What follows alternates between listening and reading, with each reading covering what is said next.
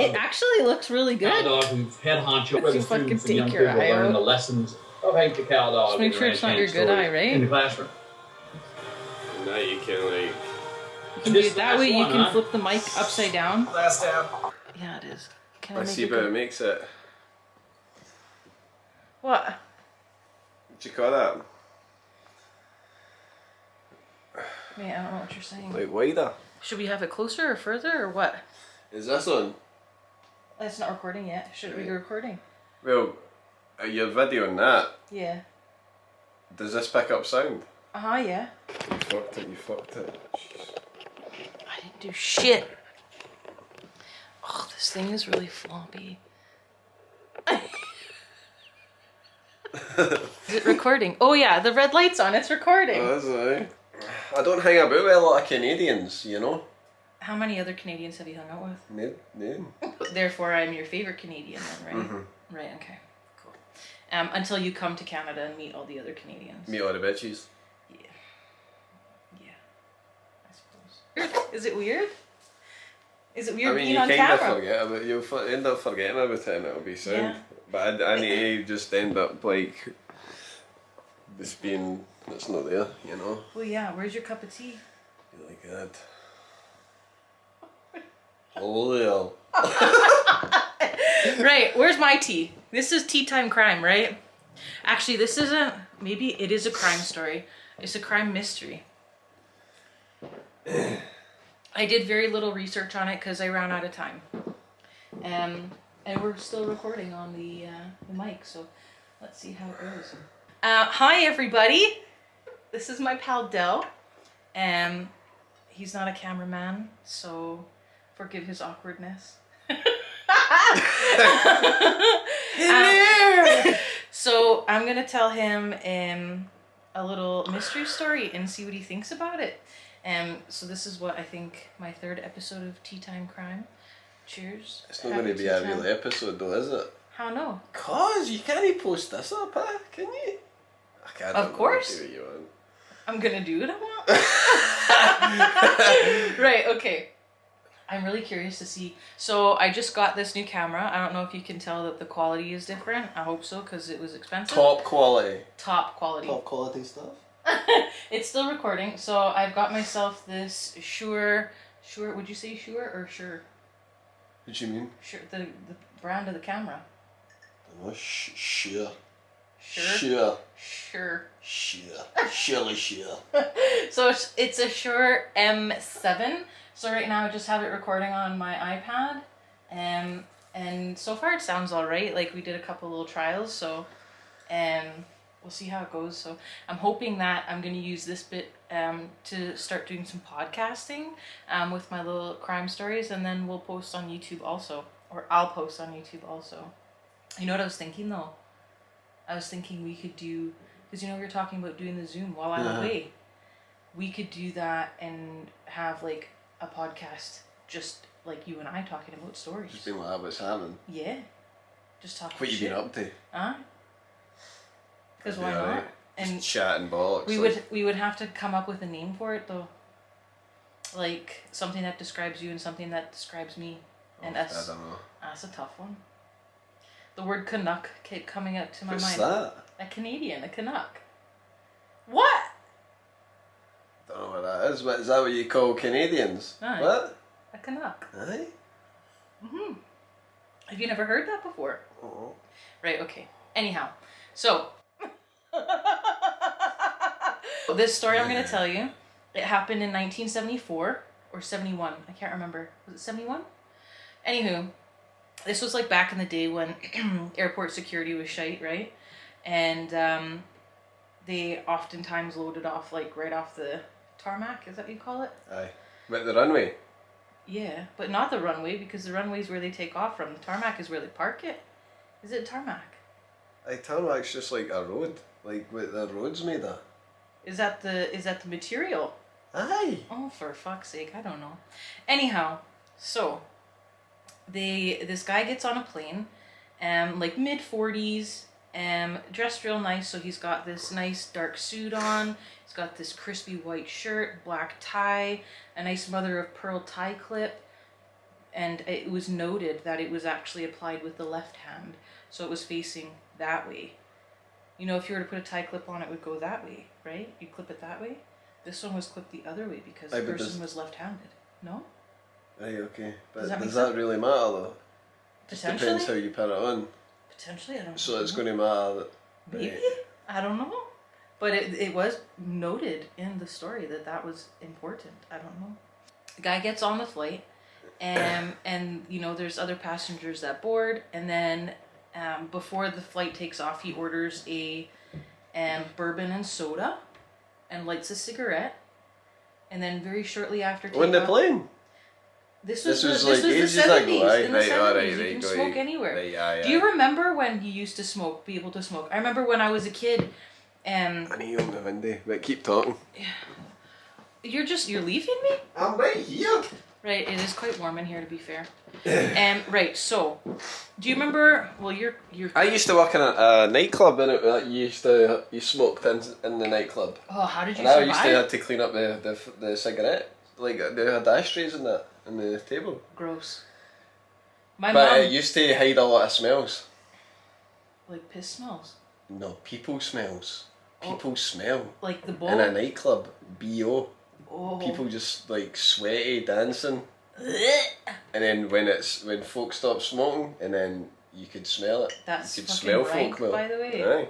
So, I remember when I was a kid, when we would go out for dinner, like this was my parents were still together. My dad smoked pretty much all my life. Like he's quit here and there, but he's always gone back to it. For shame, father. But we would always request like a non-smoking table because there were parts in the restaurant where you could smoke, while people were eating their food. Isn't that strange? It seems so weird now to think about. But whatever. Times have changed. Have they ever? Or my mom, she works in the casino, right? So she's worked there for 20 years now. And back in the day, she'd be dealing cards at the table, and people would be smoking, like blowing smoke in her face while she's dealing cards. How fucked is that? Just the way it was, huh? That's terrible. Anyway, so this guy gets on a plane, lights a cigarette, has a drink. Is your phone going? Do you need to answer that? No, it's not going. It's just I need to put it on. It was just on. Oh right, okay. I was going to push your things, but I've not done it yet. Oh, post my things. He's talking about my slip-on Vans that he artfully decorated for me. We should show them. Where are they? Are they still? I think they're just in the hall there. So my homeboy here is a tattoo artist, but just like an artist in general. So he's been kind of creating some shit. So creating. What was the idea I gave you yesterday? Bookmarks. So slide on or slip on? Slip on. Slip on, aye. Slip on. Right. I have large feet, okay? But look at how cute these are. So that one's got a dagger, and that one is a swallow, and we've got some little decorations on the side, a little tooth on the back. That's the tooth that's missing out his head. And then it goes all the way around. How fucking cute are these, right? So he's gonna be opening up an Etsy shop eventually. I'm going to do it. Are you actually though? I just need to get photos in that. I'm just being shy. What else is there? Oh, sorry. So that's just one of the things he does. He does coasters, he does t-shirts, he does bookmarks now. What else do? You do all kinds of shit. You do prints, you do keychains, and... Anything you can draw on, I'm there. Well. Anything you can draw on, he'll draw on it. Guy lights a cigarette. He, the flight takes off, then he calls over Florence. Florence is one of the flight attendants. So, calls her over, hands her a note. I don't know if this girl was like smoking hot or what, but she thought he was hitting on her, right? Some old man. I guess not old, I mean kind of your age to be fair. Sorry. So in his prime? Yeah, that's what it is. Absolutely, in his prime. So... hands her a note, and she kind of brushes it off, and then he's like, I think you should probably look at that. I've got a bomb. Right? So she opened. So he wrote in the note there was a bomb, but she didn't read it. Yeah. So then he actually had to just say, "Listen, like there's a fucking bomb in there, right?" So he shows her the bomb. It's in this briefcase that he just nonchalantly brought onto the plane. So what kind of security is that? Like he got off the tarmac onto the plane. Aye, but it's the 70s, you said. Doesn't matter. You should still be checking. Yeah, are they? They should be checking stuff. Should they not be checking stuff still though? Aye, but did they have like all the stuff? They wouldn't have had like. I don't know. I don't imagine they would have scanners, but all he did was pop the, briefcase. And it was there. It was right there. There was 8 red cylinders with a bunch of wires. That would have been easily detected if they asked to open his briefcase. Man, you go into a sporting event, you go into a club now. Well, not now, but they ask to look in your bag. Aye, but no then, probably. Until people like this, I suppose. Until like until that like until these bad apples got up in there. All that 9/11 nonsense, you know. Oh yeah. That's what that would have been. Shite. Do you remember when that happened? Like, what were you doing when that happened? Sitting in the house. Were you? Do you remember? It was on the telly. I was at school. I was in the 7th grade. When was that? What year was it? Aye. Oh God. I don't know. Oh fuck, this is terrible. Let's not admit this on camera that we don't know what year it was. Aye, but like it's not like it's this country. Yeah, but I'm from Canada, so I should know, no? Look it up, right? I think it's about 20 years. I'm not that old. I'm telling you. Hold on. This is embarrassing. It makes sense. People are watching this right now, and it's about 20 years. It's 2001. It'll be 20 years this year. Holy shit. There you go. 20 years this year. It makes sense that if I was just sitting in the house. You would have been 17? Aye. And I was 11? Was I 11? Aye. 12 maybe? Yeah, 7th grade. Aye, because I'd have left school by then. School out here is real different too, right? A bit. Like, you guys can leave school at what, 15 or 16 or something? I think so, aye. See, we have to. Don't know what it's like now. What, and do you get a diploma at that age? Like, how does it work? What's that? Like, to prove that you've completed, like, schooling. Well, you get, like, you do exams in, like, 3rd year. And then you do exams in... 4th? What is it, 4th year you do exams? Don't know. 3rd, 4th year you do exams, I think? And you went to uni? Aye, but, like... For, like, 2 years. And what did you study? I studied architecture, but that doesn't mean anything. Right, okay. So you could have been an architect, but you decided to be a tattooer instead. Aye. Much better. Well, it wasn't really much of a choice. Well, it was actually. I left uni. Yeah. But I was shite. It's not like I was like... I left because I wasn't enjoying it, so... Fuck it. There's no point in doing anything you don't enjoy. That's it. Yeah. Right, okay. Briefcase. 8 cylinders. Guy's got a bomb, right? So he makes on these... a plane. On a plane. And he's going from Portland to Seattle. Portland to Seattle. It's like a 30-minute flight. It's like if you're going to London from here, from Glasgow. Right, okay, so he puts up these demands, right? And he wants 2 parachutes, $200,000, which is equivalent to 1.3 million US dollars just now. So where do they have that? What's that? Say that again. What the fuck? Are you listening? Aye. What was that though? Just say that again. Right. So he made a request. Right, got you. Aye, he right. wanted So that was easy. 200,000, which is about 1.3 million just now, US dollars. So that would be, I don't know, probably close to about $1 million here. Right? And then he wanted 2 parachutes, and he wanted the pilot to take him to Mexico City, I think it was. So what they did was they relayed this to the captain. The captain radioed down to whoever was on the ground. They got the police involved, and the police said, you know what? We're going to give him what he wants because we don't want those people up in the air getting hurt, blah, blah, blah. So they had to keep circling in the air above their landing point because they were only flying for a half hour, right? And they had to meet his demands, so they had to get the cash together, they had to get the parachutes together, blah blah blah. See what in parachutes for though? Mate, just listen, all right? Right. So they end up getting all the shit together. They told the other passengers that they were having mechanical issues and that's why they couldn't land.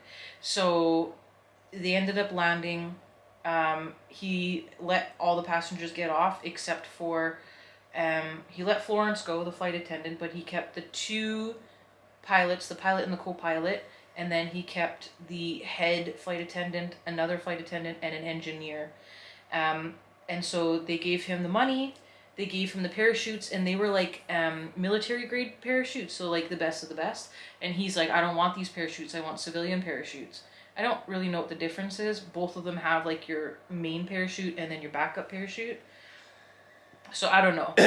And then he's like, right, so we need to stop here, refuel, and then we need to get to Mexico City. But because Mexico City was kind of too far for this little plane, they had to stop and refuel in Vegas, I think. Somewhere, yeah, in Nevada. So that's what they did. So they refueled in Seattle where they dropped all of the other passengers off. And then the 6 of them went up into the air. And then before they ended up refueling, he made everyone go into the cockpit, like all but himself. So he was just in the back of the plane by himself. And the flight attendant went out and he was gone. What do you mean he gone? He's gone. He disappeared. So the door was open? Oh, right, the door was open. Aye. Right, aye. So he jumped out. But to this But why did he want to though? Man, I have no idea. One parachute was still there. The other parachute was gone. So he obviously put the parachute on. But would you know I just out. gave them a dodgy parachutes? Well, then you're killing somebody. You're killing him though. Yeah, but And then you'd probably find him. how many people murder people and don't get killed for that? I mean, yeah, there's death row, but... Aye, fair enough. You know what I mean? Like, and this guy didn't kill anybody, he just wanted some cash money. And they wouldn't have known where he like jumped to it or anything. Well, that's but they not have anybody another plane for this, I suppose. See, but what they did notice, there was a change in altitude of the plane or something. Like, they knew that something had changed, and that's why they left the cockpit. So they knew that that's when he would have jumped out. So they knew kind of where they were. And this guy, when they were circling, before they landed for the first refuel to let the passengers off and whatever, he looked out the window and he was like, oh, that's Tacoma or whatever. So, like, he was very familiar with the area. You know, and he obviously could look out of the window and look down on, like, topographically know where he is. So they kind of, like, law enforcement thought maybe he was a professional, like, parachuter or something, or worked for the military or whatever. So that's kind of where they started getting... But then they're like, why didn't he want the military-grade parachutes? But why did he want civilian parachutes? Did they not have his... did they have a fake passport or a fake name? Or did they need a passport for that? He went by Don something, but he's known as D.B. Cooper now. So if you Google D.B. Cooper, you'll find, like, there's tons of information. There's, like, a Wikipedia page and all this. So... but that's all they know of. Mm-hmm. So he jumped out the plane. That could just be a fake name. He could just be a guy walking about in it. Mm-hmm. Maybe no, he's probably did that. Well, here's the thing. Was that the 70s? So they kind of pinpointed. Well, they attempted to pinpoint where he would have jumped out. They couldn't find anything. They couldn't find any parachute. They couldn't find the money, like the ransom money was gone. And they had recorded the serial numbers on the money. So that way, if it ever popped up in circulation, they could almost trace it back to where it had come from to find out where this guy had spent it. That'd probably take quite well, I don't know. But none of the money was ever recovered. Maybe he went overseas. Maybe he died. Maybe he crash landed. I don't know. He could have just went overseas and changed the money. I mean, there, I imagine that. Wouldn't they and look into that? And then you wouldn't be able to... Oh, maybe not. It'd be harder to trace that way, would it not be, no? Probably. You're probably right. Especially I don't know back then, I suppose.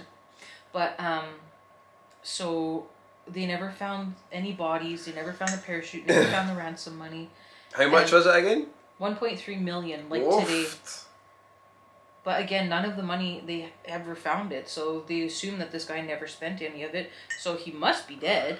But where's his body? Where's the parachute? And then they realized that the area that they had located and had pinpointed was actually a little bit off. And by a little bit, I mean like a lot. A little bit in like airspace is totally different than it would be on But land, no, you but know? so they think he died jumping out, or yeah. the day. But how would you not find them?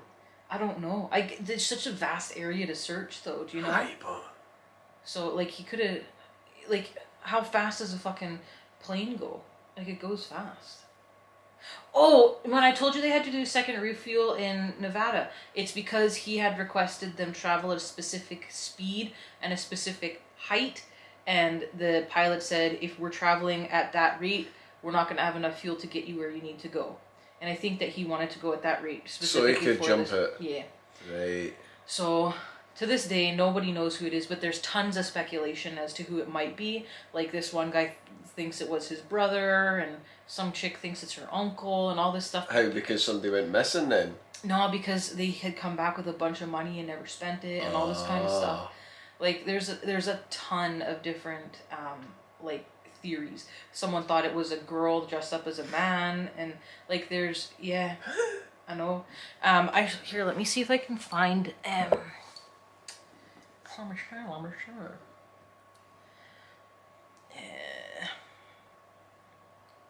DB Cooper. Big DB. Let's see. So this is the sketch that they have. Look at how that focused. Beautiful, right? Let's see. That's the sketch that they have for this dude. They look totally different. I know. The two photos. I know. Well, sketches. That guy's nose is way thinner than this guy. Okay, not everyone is an totally artist different. like you, man. Why has he got glasses on, sunglasses on in that end? Oh, because he was wearing sunglasses. So he was wearing sunglasses and they'll just try to show He was like what he would like look the like Men in without them. Black. He was like the Men in Black, you know? I mean, they could have done it so that it actually looked like the same guy. Show them again.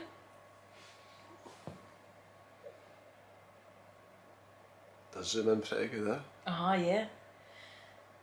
Makes it darker behind the road, doesn't it? Maybe because it's a screen. So they have, like I say, a whole bunch of different theories about who this guy is. Let's see. So if you're saying that he was maybe in his what? It was 40s, 1971. 71. Yeah, November 24th, 1971. So this year will be 50 years since that happened. So he'd potentially be in his 90s then, eh? So he Probably went. dead, eh? He said his name was Dan Cooper. Yeah, it was a Boeing 727 aircraft in United States airspace between Portland and Seattle, and purchased an airline ticket using an alias Dan Cooper. But because of miscommunication, he became known in popular lore as DB Cooper. What was the B? What was the B I don't know for? what the B's were, man. It remains the only unsolved case of air piracy in commercial aviation history. Air piracy. Uh-huh. I watched that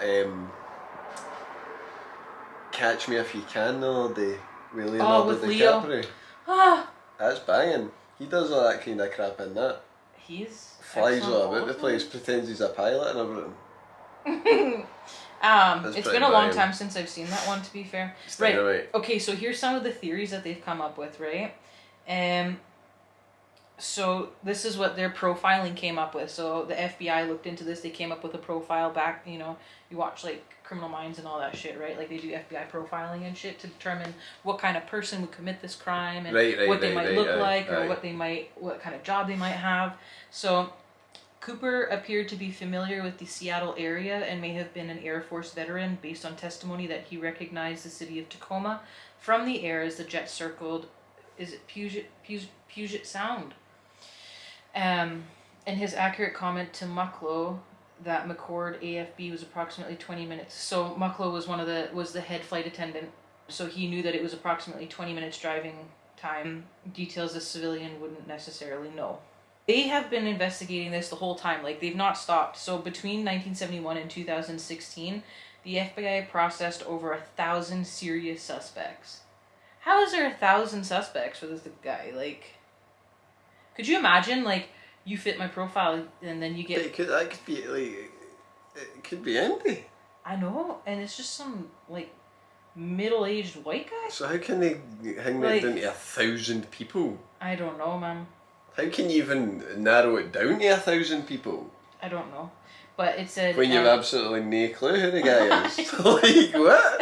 So they say serious suspects included assorted publicity seekers and deathbed confessors. So people that were like, it was me. Ah, right, aye. You know? Got you. Nothing more than circumstantial evidence could be found to implicate any of them, all being linked by no more than conjecture or extremely dubious claims of responsibility. So there was, like I say, a crap ton of suspects. There was Kenneth Peter Christensen. In 2003, a resident named Lyle Christensen watched a television documentary about the hijacking and became convinced that his late brother Kenneth, who passed away in 1994, was Cooper. After repeated futile attempts to convince the first FBI and the author and film director Nora Ephron. So what, did they done a film about this? Yeah. He contacted a private investigator. Have they done the film? I think there's a film about it. Is it that? Let me look. It's called The Pursuit of D.B. Cooper. It's got Robert Duvall in it. Who's that guy? Let's see him. Ah, right. Right? This came What out does that in mean? 1981, 10 years after. And it got 26% on Rotten Tomatoes. Oh, garbage. Absolute garbage there, guys. Right? So... I'm going to watch it, though, for the buzz. Also, an episode of the history series Brad Meltzer's Decoded summarized the circumstantial evidence linking this Christian to the Cooper case. Look up that too, Brad Meltzer's Decoded. Decoded. Uh-huh, yeah. What's that, just a program, eh? So, yeah, I think so. It's on, like, from the History Channel. And this Christensen guy, the first suspect they had, enlisted in the Army in 1944 and trained as a paratrooper. So that's kind of where, you know, maybe that's the circumstantial. But why did they not want the... Why did they switch parachutes, so? I don't know, like, I don't get it. If this person was a paratrooper, they're used to that military grade parachuting, right? But you wouldn't really be used to a parachute. Well, if and you were keep in just mind, random, like, see if like somebody gave me a parachute, I'd be like, what am I doing with this thing? I wouldn't know what I was doing with I'd die. Yeah. Like, I think... I know you pull a couple of things and then that's your sorted, but... Also, remember I was telling you about the tie clip, the thing, the... Aye. This Christensen guy was left-handed as well. Right. Another piece of circumstantial evidence. But, what's that get? But, I mean, I suppose that's a bit of something that they can say, you're left-handed, that's something that they can throw in the mix, but... How are you going to find that out? Oh, exactly. And we don't know that this guy was left-handed just because his tie clip was put on that way. Maybe you just You put know, it some- upside down or something. Maybe some people just do certain things with their left hand even though they're right-handed. That's a fair shout, know? aye. Like when I'm cutting food, I always cut with my right hand and I use my fork with my left. But when I'm eating without a knife, I always use my right hand. Are you trying to figure When it you're out? eating without a knife. When I'm eating without a knife, my fork goes in my right hand. Aye. But when I'm eating with a knife, my fork goes in my left hand and it stays there. Like I don't cut and then switch. I just cut and then eat with my left hand. Only when I'm using a knife though. I think I do the same actually, aye. Uh-huh. It's easy enough to scoop it up with your fork, right? But without a knife, it's always... But see, if you're using a knife, you're cutting something, it's easier to... You need to use your dominant hand when you're cutting. Aye, there you go. 100%. So this Christensen reportedly had purchased a house with cash a few months after the hijacking. And while dying of cancer in 94, he told Lyle, "There's something you should know, but I cannot tell you." Lyle said he never pressed his brother to explain. Christensen's death, the family members discovered gold coins and a valuable stamp collection, along with over $200,000 in bank accounts. But it turns out that this guy actually sold a bunch of property. Like he'd had acres and acres of land, and he sold that, and that's where the money came from. That's where the money came from. Then there was this other guy named Jack Caulfield. He was an ex-con man, ex-convict. And then there was Lynn Doyle Cooper, so L.D. Cooper. A woman? No, this is a dude. Alright. A dude named Lynn. Just like a dude named Ashley or Kelly.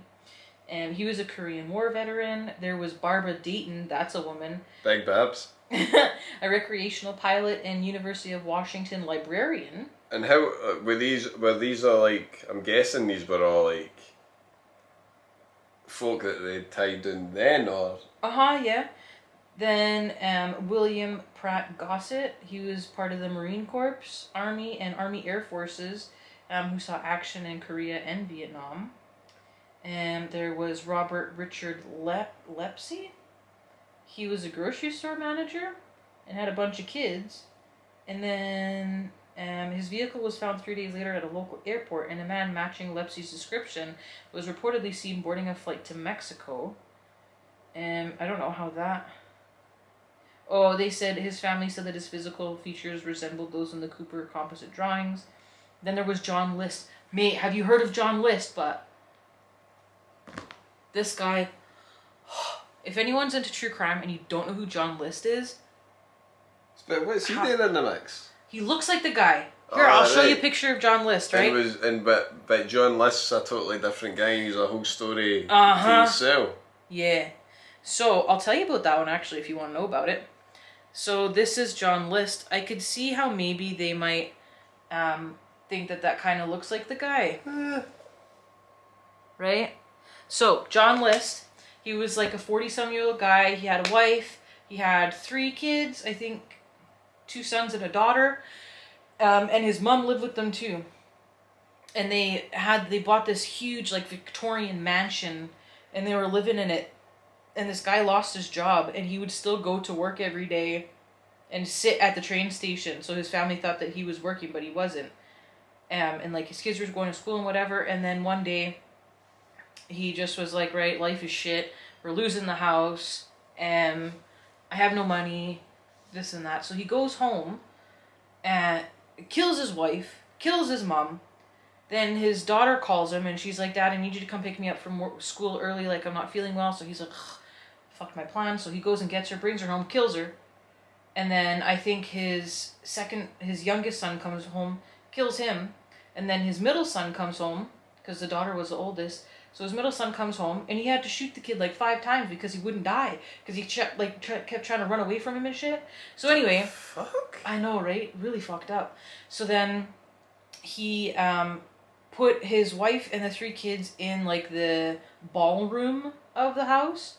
And they were just all laid out. It's real, like, it's fucked up. And then his mom, because she kind of lived in like her own little space upstairs. I guess she couldn't bring her body down, so he left her up there.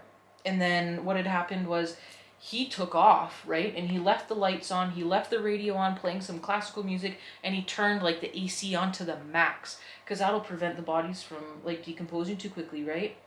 And it would also make it hard to figure out like when they actually died. So he takes off, and his wife actually had a daughter elsewhere. Like she had an older daughter, and then she hadn't heard from the family for a while. And then the daughter that had died, that was murdered, it's kind of speculated that she maybe had a little bit of a thing with one of her teachers. The daughter. Mm-hmm. Oh yeah, so she was I think she's like 13 or something. What? I know, right? Ugh. So the teacher came like looking for her, and he looked into the house and saw them like in the house. So then he called Popo. They came by, they found the bodies, they're looking for this guy. Turns out they didn't find him for like decades, right? Decades. So what happened was they had a photo of this John List guy, and he was like one of them church, like Bible thumper type people, right? So he had written a letter to his priest explaining what he's like, yep, killed my whole family, sorry, I didn't want them to go to hell for their sins and this and that, so I was willing to take the rap for that and kill them and all this stuff, right? And he didn't want them to have to deal with not having any money and whatever, right?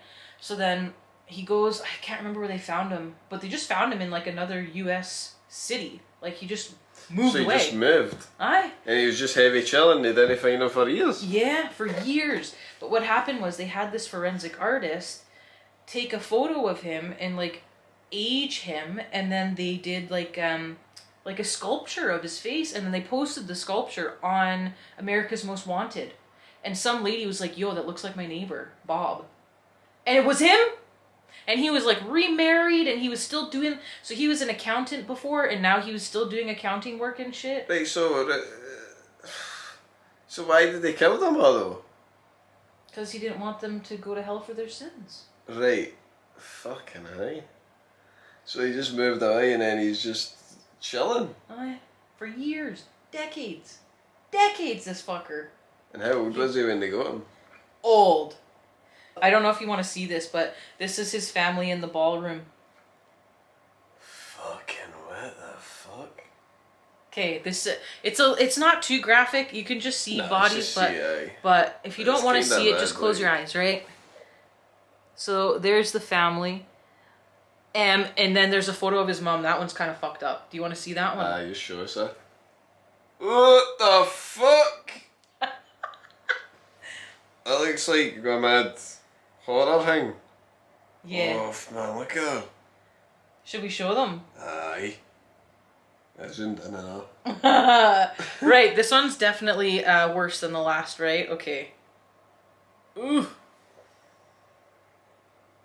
Yeah, so that's his mama. He just couldn't... fucked up. Yeah. So, anyway, this John List, he ended up, like I say, he moved elsewhere. Let's see. This was the house that they lived in. Like this mansion type house. So it was that's where all the bodies were found, yeah. And then when they found him, he was going by the name Robert something, and he actually got the name from a guy he used to go to school with, and the guy he went to changed his name and all that. Yeah. Right, like I don't know how he managed to do this. And guess when it happened? November 1971, the same month and year as the hijacker guy. But why would they kill all they folk and then? So, they think he killed all these folk and then went and done that. No, well I don't know, maybe. Or done that first and then killed them all. Well, so they died on the 9th of November. His family was killed. When was the And on the 24th of November, the hijacking happened. You never know. Sketch. So that's how he started a new life. Maybe. So that happened in 1971, in New Jersey, Westfield, New Jersey. He planned the murders so meticulously that nearly a month passed before anyone suspected that anything was amiss. And this is what the fucker looked like when they found him.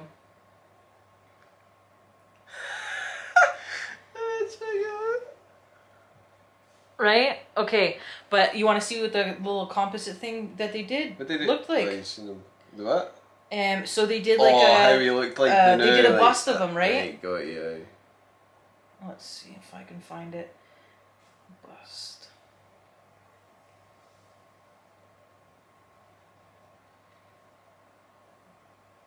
So on the left is the bust that they did, and on the right is him. That's not that bad, is it? It's right? Pretty close. Okay, so this one here is the bust, and that's him for real there. Like, how good is that? You know what it is, though? It's the nose and those big ugly-ass glasses. He's a bit fatter in the... Uh-huh. other end, but apart from that... Here, there's a better photo.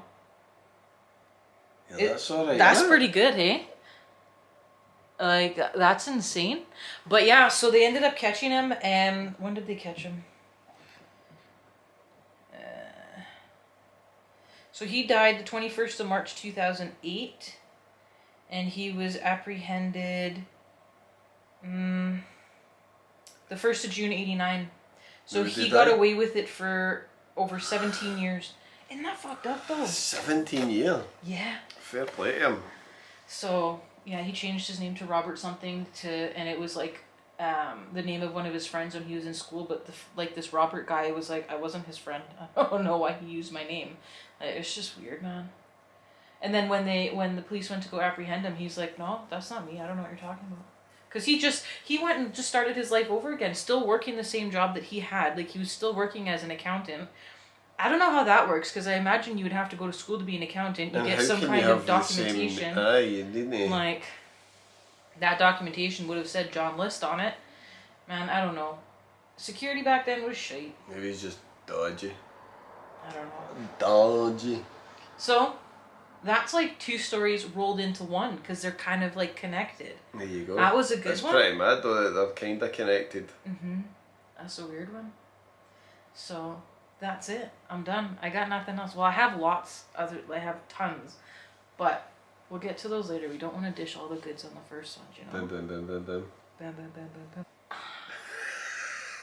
Right. I think that concludes it. You got anything to say? No, I need another cup of tea. Right. Okay. We'll hop to it. Empty. Empty.